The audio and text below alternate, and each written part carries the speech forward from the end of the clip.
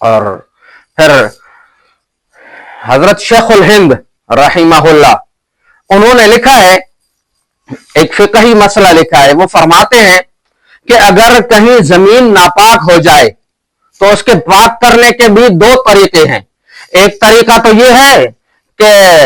بارش اتنی برسے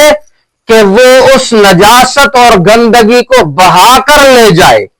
زمین پاک ہو جائے گی۔ وہ فرماتے ہیں اگلا طریقہ اسی ناپاک زمین کو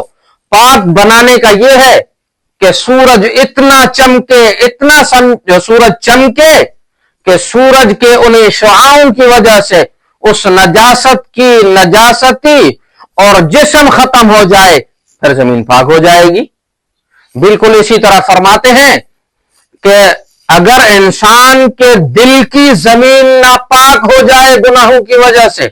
اس کے پاک کرنے کے بھی دو طریقے ہیں۔ وہ فرماتے ہیں کہ اللہ رب العزت کا ذکر سیکھ کر اتنا کیا جائے کہ اللہ رب العزت کی رحمت بارش کی طرح برسے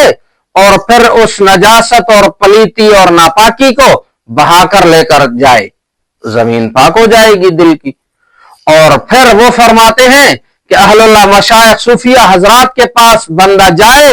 اور ان کے دل پر جو انوارات برستے ہیں وہ پھر توجہات کے ذریعے، فیض کے ذریعے وہی انوارات اس بندے کے دل پر لگیں اور پھر بندے کا دل پاک ہو جائے گا۔ تو ہمیں چاہیے کہ ہم وقت کے مشائخ اور صوفیہ حضرات کی قدر کریں۔ ہمارے قریب میں ایک خانقاہ ہے، وہاں ہم ایک مرتبہ گئے تو وہاں جو شیخ تھے وہ فرمانے لگے، اپنے ساتھیوں کو فرمانے لگے کہ لوگوں نے ہم سے رشتہ داروں کے ساتھ اچھا سلوک کرنے کے لیے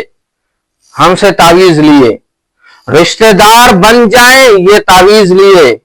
ان کے ساتھ صلح ہو جائے یہ تعویذات لیے، گھر والوں سے صلح ہو جائے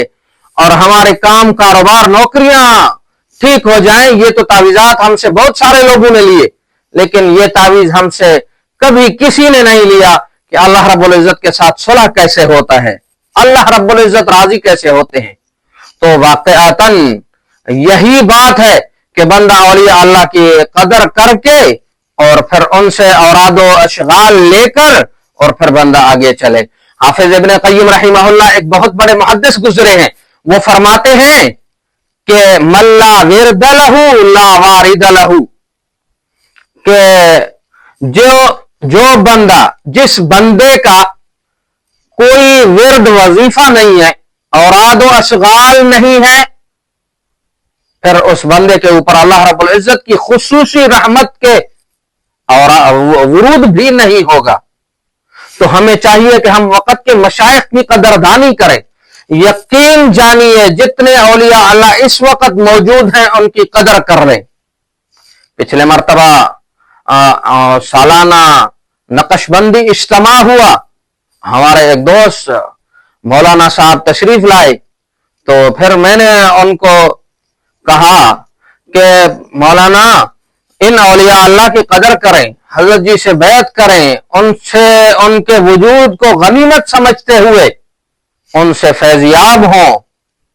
ورنہ ایک وقت آئے گا کہ موت تو ہر کسی نے آنا ہے، اور پھر جب یہ حضرات چلے جائیں گے ہماری نظر میں یقین جانیے کوئی ججے گا بھی نہیں،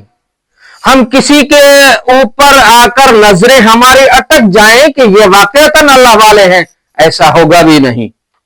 تو ہمیں چاہیے کہ ہم وقت کے مشائخ کی قدردانی کریں۔ اور اگلی بات سمجھنے کی ہے وہ یہ کہ جتنے حضرات علماء کرام ہیں